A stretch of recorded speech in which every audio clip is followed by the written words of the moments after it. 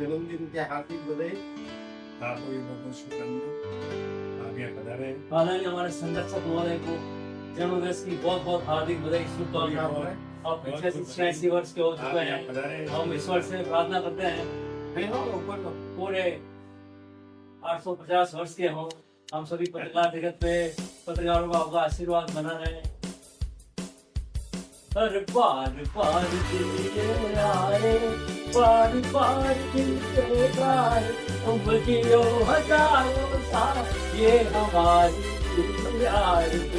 Happy birthday to you, happy birthday to you, happy birthday Mehta साहब, happy birthday to you.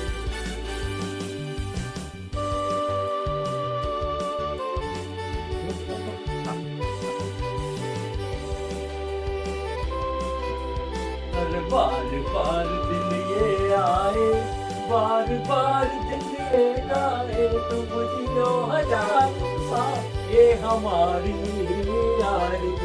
Happy birthday to you, happy birthday to you, happy birthday मेरा साहब। तो मेरा नाम आपके 86वें वर्षगांठ में आपको बहुत उम्दा उपराम देंगे। वास्तव में आप कुछ अच्छे कर रहे हैं, ईश्वर ने सुबह दे गए हैं आपको 100 साल का, 850 साल तक मेरे हम ये दुआ करते हैं। तो आप भी अपने आशीर्वाद करें। उदयपुर के वरिष्ठ नागरिक उदयपुर की समस्याओं का बुलंद शोर का आवाज उठाने वाले एक कवि कलम के नाम से आदरणीय श्रीमान शांतिलाल जी मेहता साहब का जन्मदिन हार्दिक बधाई, शुभकामनाएं। बहुत धन्यवाद आपका। आइए, आज हमारे साथ मौजूद है श्रीमान शांतिलाल जी मेहता साहब। पत्रकार जगत का वो जाना पहचाना नाम है। आप चाहे चौपाल देखें, किसी भी सोशल मीडिया में देखें, कड़वी कलम से इनके वो तीखे प्रखर शब्द जो प्रशासन की गलतियों पे होते हैं, उनका जवाब के लिए वास्तव हमेशा करते आए हैं। नीडर हमेशा पत्रकार जगत को साथ लेके पत्रकार भी करते हैं। हम भी इन्हीं के तो हमारे संरक्षक भी हैं पत्रकार जगत के। तो माननीय मेहता साहब, आप बताइए।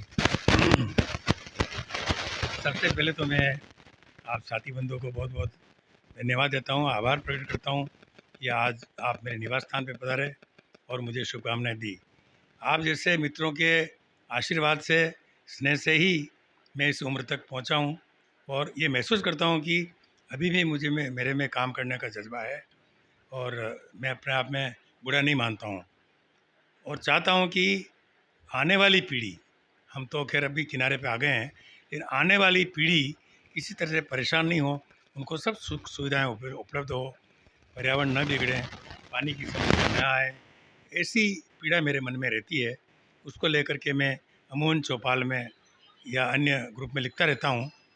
तो मैं चाहता हूँ कि इसमें आप पत्रकार मिलकर के सभी सहयोग करें और जो भी सेवा मेरी तरफ से चाहिए मैं हर समय उपलब्ध हूँ। कहीं भी केवल मेरी आंखों की तकलीफ कारण मैं वाहन नहीं चला सकता हूँ, लेकिन जो फिर भी व्यवस्था करके जहाँ आप मुझे बुलाएंगे मैं वहाँ आने को तत्पर हूँ। जितना मुझसे सहयोग बन पड़ेगा, तन से, मन से और धन से, मैं उसके लिए तैयार हूँ। मैं बहुत बहुत आभार प्रकट करता हूँ आपका कि आप मेरे घर पधारे हैं और इसके लिए मैं आपका बहुत बहुत बहुत आभारी हूँ। धन्यवाद। उदयपुर की आम जनता के लिए मेरा एक ही संदेश है कि उदयपुर में जो एक अभियान चल रहा है, मैं कह देता हूँ मैं कि पेड़ों को काटने की बात चल रही है, लगाने की बात में बहुत पीछे हैं। मैं किसी भी राजनीतिक दल से जुड़ कर के बात नहीं करता हूँ, लेकिन प्रशासन के ऊपर ज़रूर मैं ये कहना चाहूँगा कि प्रशासन इस बात पे ध्यान दे कि पेड़ काटना है तो निश्चित रूप से काटें। अगर कोई मकान किसी का बन रहा है, बीच में प्लॉट में है, वो काटे। आम लोगों के लिए कोई सड़क बन रही है तो पेड़ काटें। कोई हॉस्पिटल बन रहा है, वहाँ अगर कोई 2 पेड़ हैं तो काटें। लेकिन आपकी गाड़ी आधा फीट टेढ़ी खड़ी रह रही है, उसके लिए आप 150-200 साल पुराने पेड़ को काट दें, इससे मेरे बर्दाश्त नहीं होता है। तो मेरा एक निवेदन ये भी कि जो भी अधिकारी पेड़ काटने की जो आज्ञा देते हैं, उनको पहले उसका औचित्य देखना चाहिए और उन अधिकारी जी को वहाँ मौके पे जाके निरीक्षण करके आसपास के जो लोग हैं केवल उनको बुलाने आया वो नहीं, या राजनीति दबाव से कोई लोग आकर के उनको कह रहे वो नहीं, अन्य आम रास्ते चलते लोग, आस पड़ोस के लोग, महिलाएं, उनको बुला करके पूछें कि क्या वास्तव में ये पेड़ आम लोगों के लिए दुखदाई हैं, तो मैं सोचता हूँ कि तथ्य सामने आ जाएंगे और यही निर्णय आएगा कि पेड़ नहीं कटने चाहिए।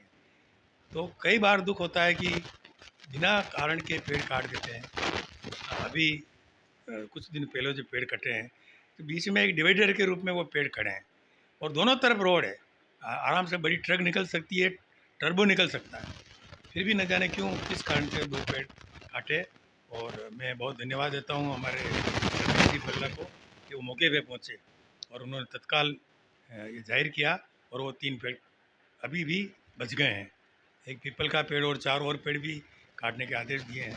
तो मुझे बड़ी पीड़ा होती है। आप पेड़ लगाएं और ये भी निवेदन करना चाहता हूँ प्रशासन से कि जितने पेड़ लगाएं उसका रिकॉर्ड संधारित किया जाए। हम जनता प्रशासन के सहयोग के लिए तैयार है, लेकिन प्रशासन को भी जनता को कुछ महत्व देना चाहिए। फ़ोटो खिंचाने के लिए या किसी बड़े अधिकारी के को बताने के लिए या अखबार में छापने के लिए जो पेड़ लगते हैं अमूमन वो चलते नहीं देखे मैंने। तो जितने भी पेड़ लगाए उनका रिकॉर्ड रखा जाए और उसके ऊपर एक कमेटी नियुक्त की जाए कि वो कमेटी उसका निरीक्षण करे, पेड़ सूख रहा तो क्यों सूख रहा, किसने जिम्मेदारी ली, तो जाके पेड़ चल जाएंगे। और ऐसे स्थान देखे जाएं, भले ही पेड़ कम लगे कोई चिंता नहीं, कम लगे तो अगले साल और लगेंगे, लेकिन जो लगे वो सुरक्षित रहे, बड़े हो जाए।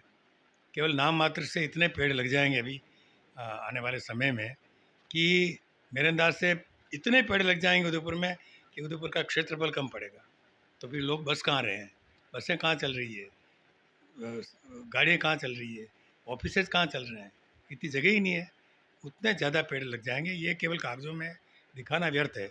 इसके लिए मैं पहले कई बार प्रशासन को लिख चुका हूँ। तो मेरा ये निवेदन है कि अच्छे स्थान का चयन करें, अच्छी जगह देखें, जगह कोई भी हो वहाँ पेड़ लगाए जा सकते हैं। अभी चौपाल में कुछ चर्चा चल रही है कि नदी के किनारे ठीक है, मैं उसका विरोध नहीं करता हूँ, लेकिन अपने आगे तक के पूर्वजों को देखो, पिछली पीढ़ियों को देखो, राजा महाराजाओं के कार्य को देखो।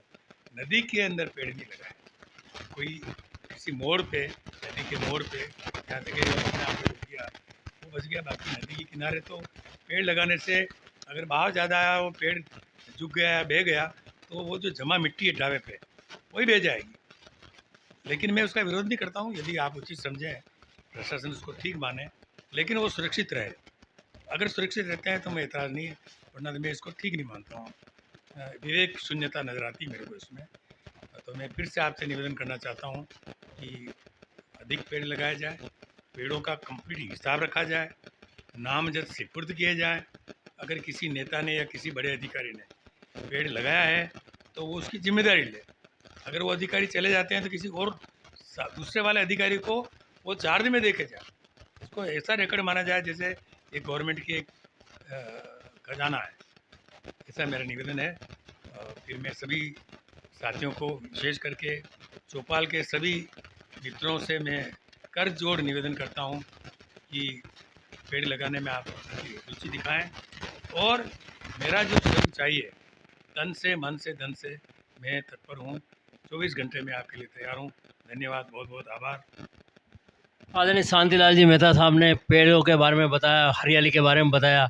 वास्तव में पेड़ लगाए जाने चाहिए, लेकिन उनकी रक्षा, उनकी देखभाल, उनको पानी पिलाना, उनको बड़े करने तक जिम्मेदारी वास्तव में होनी चाहिए। जहाँ तक नदियों के सवाल है, आपका कहना सही है, पानी बाढ़ आएगी, बह जाएंगे, तो पेड़ों के किनारे पे लगाएं, तो थोड़ी ऊंचाई पे लगाएं जहाँ पानी नहीं पहुँच पाए, ताकि वो पेड़ चलते रहें। तो आपको जन्मदिवस की बहुत बहुत हार्दिक बधाई और उज्ज्वल भविष्य। हम सब पत्रकारों के लिए आपका आशीर्वाद बना रहे, हमारे उज्ज्वल भविष्य के लिए हम आपके पास आए। बहुत बहुत धन्यवाद, हार्दिक आभार।